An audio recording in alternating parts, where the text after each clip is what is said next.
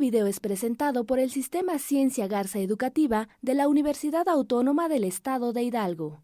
Para mayor información, visítanos en www.uaeh.edu.mx. Gracias por aprender.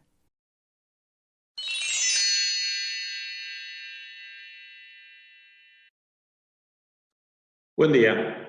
Hoy vamos a estudiar lo que es el análisis de posición para mecanismos manivela-corredera. Los mecanismos complejos o máquinas están constituidos por una serie de diversos mecanismos, entre ellos estos que nombramos ahorita manivela-corredera. Para poder determinar la posición de estos mecanismos existen muchos métodos, entre los cuales pues destaca el análisis de posición para mecanismos de lazo vectorial. Este método de lazo vectorial es muy útil porque a partir de él pues también podremos calcular lo que es la velocidad de cada uno de los componentes, así como la aceleración. Como vemos aquí en la materia de diseño de mecanismos, estudiamos lo que es análisis de posición, velocidad y aceleración de diferentes mecanismos.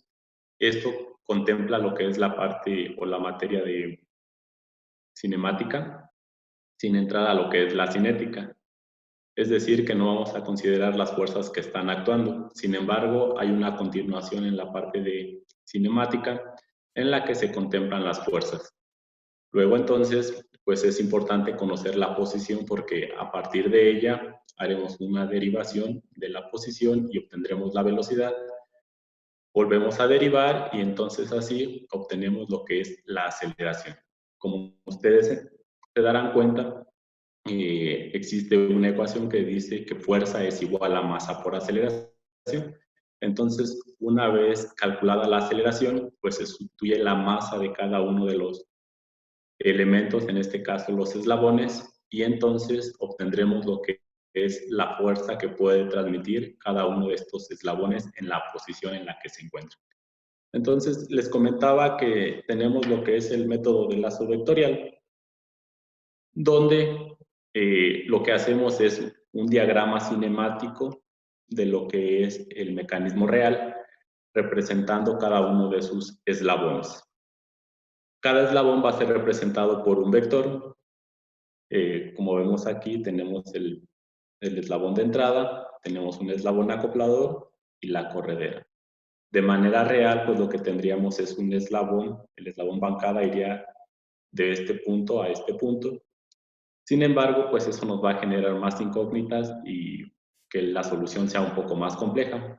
Para facilitar esto, pues este eslabón, bancada, lo dividimos en dos eslabones, que es la componente en X y la componente en Y.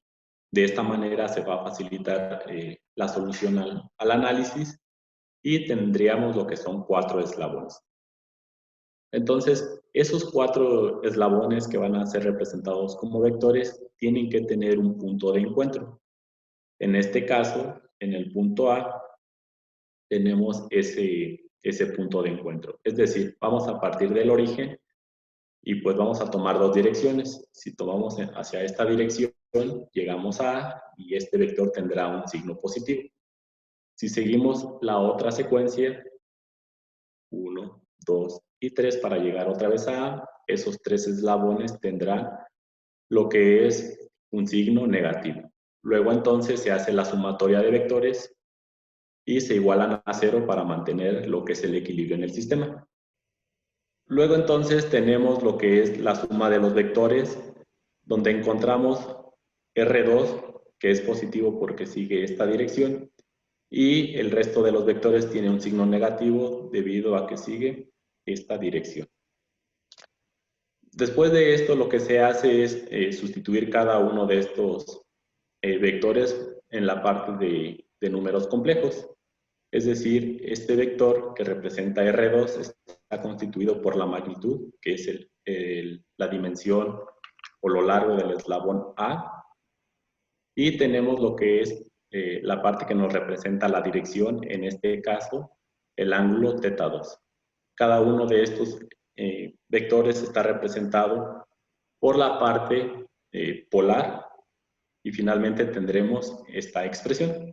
Si nosotros quisiéramos determinar lo que es la velocidad de cada eslabón, entonces pues lo que tendríamos que hacer es derivar cada uno de estos términos y después dar solución a las ecuaciones que se presenten. Si quisiéramos encontrar lo que es la aceleración en cada uno de los eslabones, pues tendríamos que hacer la doble derivada de cada uno de estos términos y dar solución a las ecuaciones que se generan. Como en este caso solamente vamos a calcular la posición, pues no haremos ninguna derivada y lo que se va a hacer es sustituir los equivalentes de Euler, es decir, vamos a pasar de la parte polar a la parte cartesiana. Entonces, este término que está aquí se sustituye por lo que está entre paréntesis, donde la primera parte que no tiene AJ va a ser considerada la parte real, es decir, la componente en X, y la parte que tiene AJ va a ser la parte imaginaria y va a representar a lo que es la componente en Y.